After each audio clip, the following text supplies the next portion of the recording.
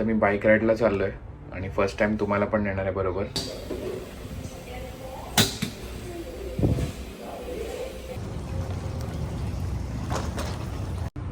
So normally मी माझ्या बॅगलाच as a desk use करतो. हवा खूप आहे, जॅकेट घातले म्हणून वरनं गरम आहे.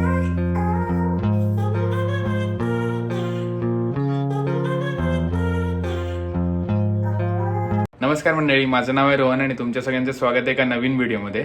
आज फ्रायडे आहे आणि मी परत घरी चाललोय आणि मी आता कॅलिफोर्नियामध्ये आहे. सो आता मी ब्रेकफास्ट करणार, हॉटेलमधनं चेकआउट करणार, एअरपोर्टला जाणार, गाडी ड्रॉप करणार, मग एअरपोर्टवर थोडा वेळ काम करणार आणि मग फ्लाईट बोर्ड करून घरी. हे माझं एव्हरी फ्रायडेचं रुटीन आहे. सो मी विचार केला की व्लॉग इकडेच चालू करतो आणि तुम्हाला पण माझ्याबरोबर नेतो. सो चला आता निघूया.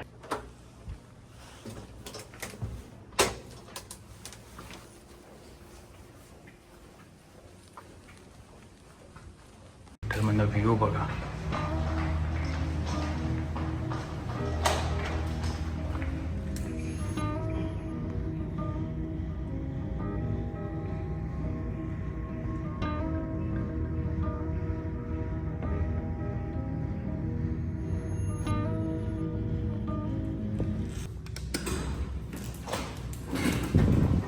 डाऊनचं बटन दाबलं पण आपल्याला जायचं आहे 6th फ्लोअरवर लाऊंजमध्ये.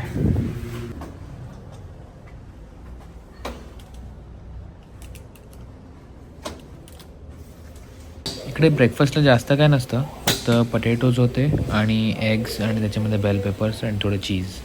हा आहे माझं ब्रेकफास्ट, एग्स, पटेटोज आणि हे मी थोडं योगर्ट घेतलं आणि त्याच्यामध्ये ग्रॅनोला टाकलं आहे. आणि हा आहे व्ह्यू. तर मस्त सनराईज झाला आहे आणि जास्त गर्दी नाही आहे लाऊंजमध्ये. मी आणि अजून एक माणूसच होता. हे ज्यूस आणि कॉफीचं सेक्शन आहे आणि प्लस मिल्क आणि सिरियल्स पण असतात इकडे आणि फ्रूट्स. आणि हा फ्रीज आहे, त्याच्यामध्ये कोल्ड्रिंक वगैरे असतं. आणि हे ब्रेडचं सेक्शन, टोस्ट वगैरे.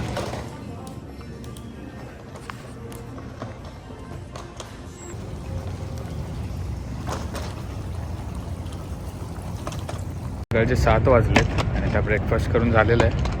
आणि आता आपल्याला जायचं आहे गाडी ड्रॉप करायला एअरपोर्टला आणि तिकडनं बस घेऊन एअरपोर्टवर. आणि या वीकला गाडी मला ही फोर्ड एक्सपेडिशन मिळाली आहे. मोठा रेडा आहे.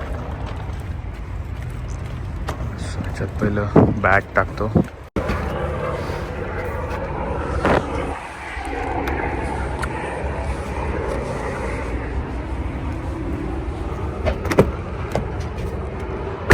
आणि ते पासवर्ड टाकायला पण आहे, एंटर करायला.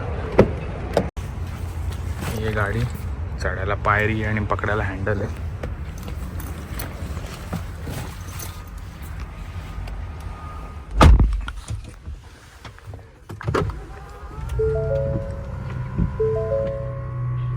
आणि गाडी एकदमच मोठी आणि स्पेशियस आहे.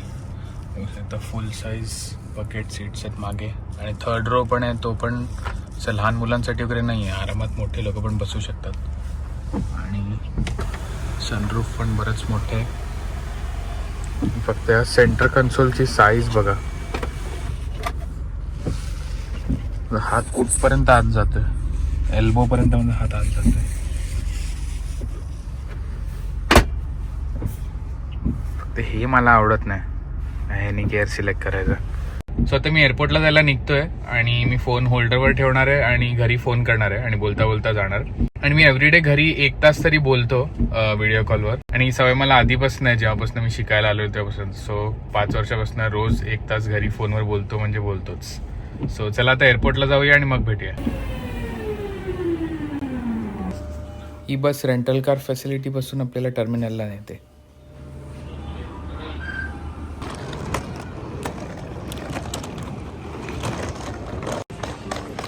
एअरपोर्ट एकदम रिकाम आहे कारण 7:45 वाजलेत सकाळचे.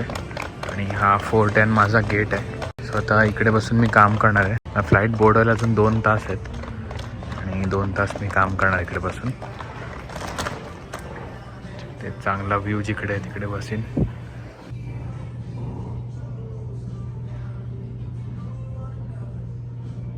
एकदम छोटंसं एअरपोर्ट आहे, जास्त गर्दी नाही आहे आणि 14च गेट आहे तिकडे आणि एकच टर्मिनल आहे. बऱ्याच जे डॅलसचं एअरपोर्ट आहे तिकडे ऑलमोस्ट 40 गेट आहेत एका टर्मिनलला आणि 5 टर्मिनल आहेत. सो नॉर्मली मी माझ्या बॅगलाच ॲज अ डेस्क यूज करतो, लॅपटॉप याच्यावरच ठेवतो, नाहीतर मग कधी कधी असं ठेवतो आणि काम करतो.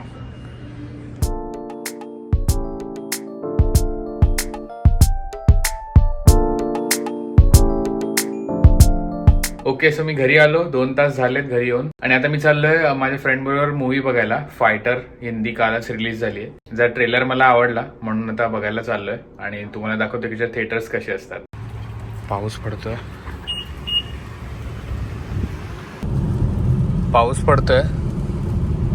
पोचायला आपल्याला 6 मिनिटं आहेत आणि पिक्चर चालू व्हायला 15 मिनिटं आहेत.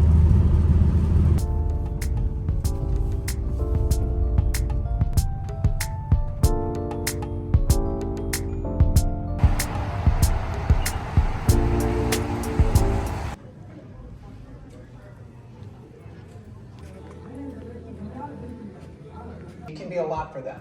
You still own that car? I do not. Okay. Progressive can't save you for becoming a... That LL Cool J has a bubble around him. Do we want to... Hey, I'm Keith. There are some situations that young homeowners...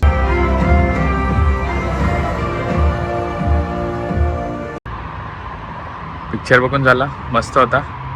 आता आपला fighter उडूया.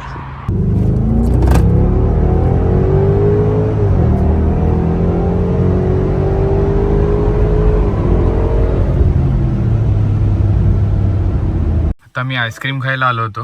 हे quality ice cream म्हणून आहे, इंडियनच आहे. इकडे सगळे आपले Indian flavours मिळतात आईस्क्रीमचे, आणि एकच आईस्क्रीम पार्लर आहे जे रात्री 12 वाजेपर्यंत उघडं असतं, म्हणून इकडे गर्दी पण असते नेहमी. आज आहे नेक्स्ट दिवसाची सकाळ. राहुलचा फेस टाइम आलाय.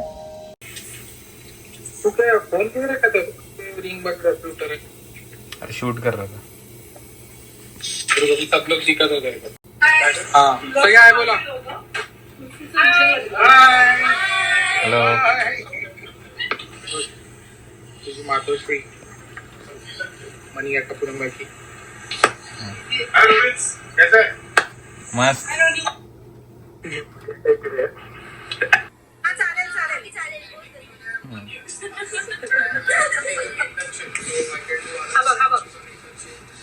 ब्लॉग तुझे फार छान बनतात असं मी ऐकलं ताईकडनं माझ्या.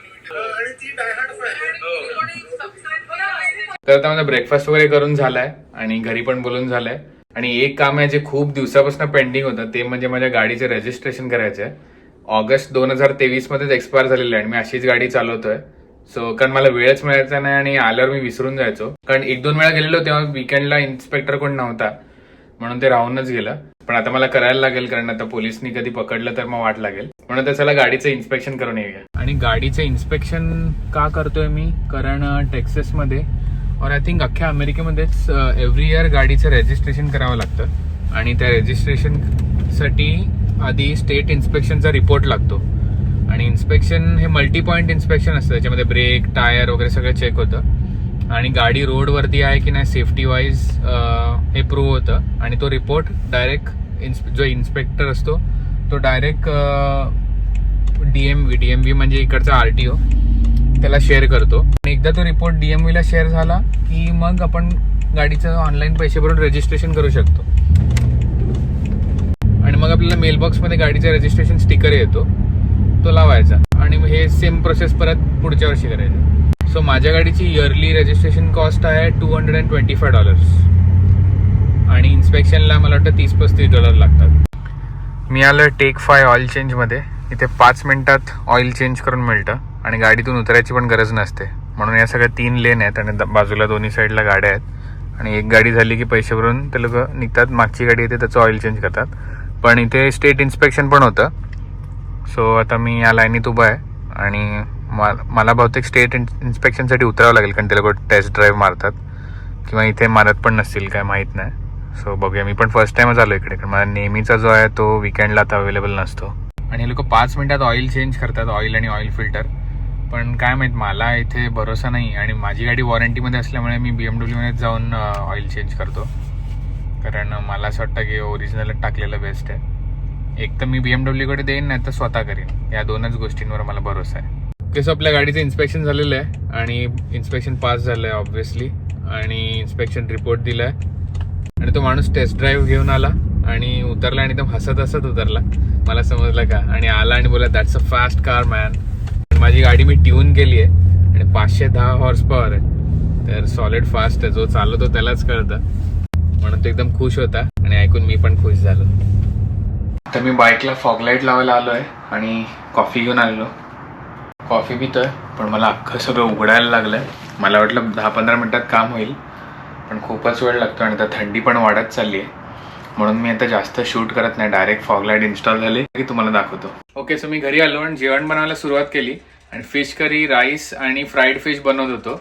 आणि मी गोप्रो इथे ठेवलेला क्लिपला लावून टाइम लॅप्स काढण्यासाठी. पण काय झालं काय माहित, बहुतेक त्याची बॅटरी डाऊन झाली मध्ये. माझं जेवण बनवून झाल्यानंतर मी काढला आणि बघितलं तर रेकॉर्डिंगच नव्हतं त्याच्यामध्ये, म्हणून अख्खं माझं जेवण बनवायचं वेस्ट गेलं फुटेज. तर आता हे फ्राईड फिश आहे आणि ही फिश करी आहे मी बनवलेली, आणि मासा तिलापिया घेतलाय मी, आणि राईस पण ठेवलाय बनवायला. सो आता खायला बसतो. हा माझ्या बाईकचा टॉप बॉक्स आहे आणि साईडचे पॅनियर पण आहेत, पण ते अजून काढले नाही आहेत मी.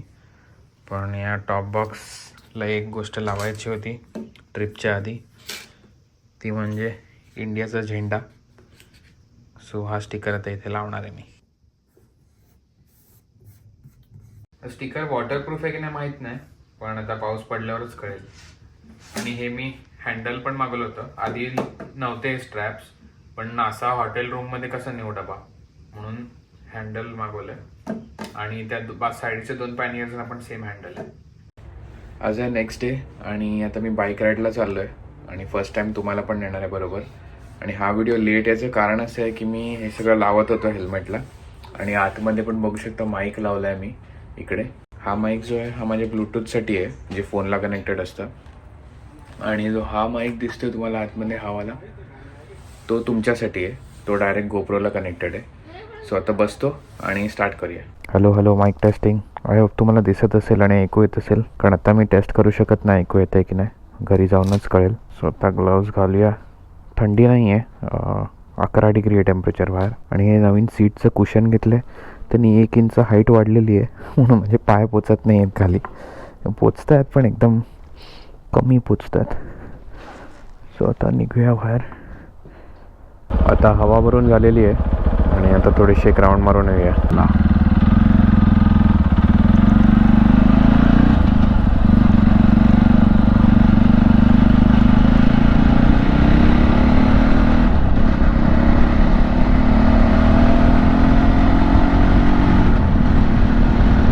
आता तुम्हाला आवाज येतो की नाही? Mike check. तर आपण राईट मारणार आहोत हायवेला जायला, पण हायवेला जर एकदा मर्ज झालो ना तर खूप लांब जाऊन युटर्न मारावं लागेल.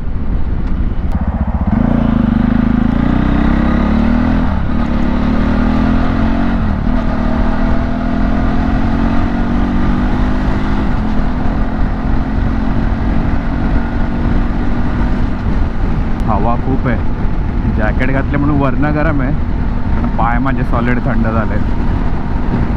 नवीन सीटचं कुशन आहे ते एकदमच कम्फर्टेबल आहे. काही बाईकचं व्हायब्रेशन ढुंगणाला फील होत नाही. मला तरी कानाला खूप हव्याचा आवाज येतोय, तुम्हाला माईकमध्ये येतोय की नाही माहीत नाही. आणि ही राईड आपली फक्त कॅमेऱ्याचं अँगल वगैरे सगळं बघण्यासाठी आहे, आवाज कसा येतोय, माईकची प्लेसमेंट नीट आहे की नाही. कारण मला असा अँगल ठेवायचा कॅमेराचा की जे मी बघतोय ते तुम्हाला कन्सोल पण सगळा दिसतोय, स्पीड किती आहे, गेअर कुठला आहे, मॅप पण तुम्हाला दिसतोय आणि रस्ता पण दिसतोय, म्हणजे हात पण दिसतोय. हा माझा ऑब्जेक्टिव्ह आहे अँगलचा. कारण एकदम खाली जर कॅमेरा असेल तर तुम्हाला मजा येणार नाही, आणि एकदम वर असेल तरी मजा येणार नाही, नुसता रस्ता दिसेल, मी दिसणारच नाही. सिग्नल बंद करायला विसरलो होतो, खूप दिवसांनी झालं होतं ना.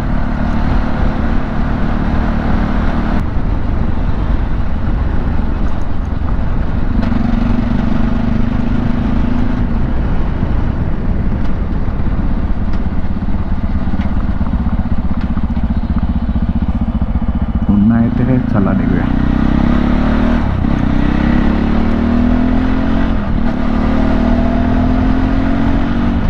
बोलता बाईक चालवणं थोडं मला डिफिकल्ट वाटतं आहे, पण रस्त्याकडे मला लक्ष जात नाही आहे. पण बोलत पण राहतो आहे उगाच, कारण मला माईक चेक करायचं आहे. आणि आणि सवय पण झाली पाहिजे आपल्याला. हा असा अँगल मला पाहिजे जो नंतर मला कॅमेऱ्यामध्ये चेक केल्यावर कळलं की माझा चुकला होता एवढा वेळ. पोचलो परत राऊंड मारून आणि हे शूटिंगचं जरा खूप तामझाम आहे. त्या मोठ्या ट्रिपला जायच्या आधी जरासा 1-2 वेळा अजून मला प्रॅक्टिस करावं लागेल, कारण गोप्रो चालू झाला की नाही ते सारखं मला मिररमध्ये बघावं लागतं. सो थोडा वर घेईन म्हणजे मला हेल्मेटमधनं पण थोडा खाली दिसेल. आणि हो, हा माईक चिकटवलेला तो निघाला आहे, पण आता परत जाऊन काहीतरी परमनंट सोल्युशन करावं लागेल घरी जाऊन. ओके, सो हा व्हिडिओ मी इथेच एंड करतो. आणि घरी आल्यावर मी सगळं फुटेज बघितलं तर कॅमेराचा अँगल एकदम वरती होता आणि साऊंड पण एवढं बरोबर येत नव्हतं. सो आता मी बघतो त्याला काय करता येईल. मी अजून पण शूट केलं होतं, पण मग अँगल चुकल्यामुळे जास्त काही टाकलं नाही. तर आता मी परत एकदा जाऊन अँगल सगळं सेट करून ठेवीन, कारण मी चालवताना वर बघतो आणि थांबल्यावर खाली बघतो. सो चालवतानाचा अँगल मला नीट करायचा आहे, थोडा खाली करायचा आहे, म्हणजे तुम्हाला व्यवस्थित दिसेल. आणि माईक पण निघाला चिकटवलेला, सो त्याची पण प्लेसमेंट नीट करणार, म्हणजे जास्त बाहेरचा आवाज येणार नाही आणि माझा पण आवाज जरा नीट येईल तुम्हाला. एकदम जोरात किंवा एकदम हळू पण नाही आला पाहिजे. आणि या ब्लॉगमध्ये सगळं मी असं मिक्स अँड मॅच फुटेज टाकलंय, कारण हा वीकेंड मी कुठे गेलो नाही, घरीच होतो, कारण पाऊस वगैरे पण पडत होता आणि मला खूप सारी पेंडिंग कामं होती, सो ती करून टाकली. आणि नेहमी जशा माझ्या ब्लॉगमध्ये इन्फॉर्मेटिव्ह गोष्टी असतात तशा एवढ्या नव्हत्या, पण कधी कधी असं होतं की मी बाहेर जात नाही किंवा घरीच राहावं असं वाटतं विकेंडला, कंटाळा येतो बाहेर जायला. सो हा वीकेंड तशापैकी एक होता. तर आय होप तुम्हाला हा व्हिडिओ आवडला असेल, आणि जर आवडला असेल तर प्लीज लाईक, शेअर, सबस्क्राईब आणि कमेंट करायला विसरू नका. आणि भेटूया एका नवीन व्हिडिओमध्ये. थँक्यू.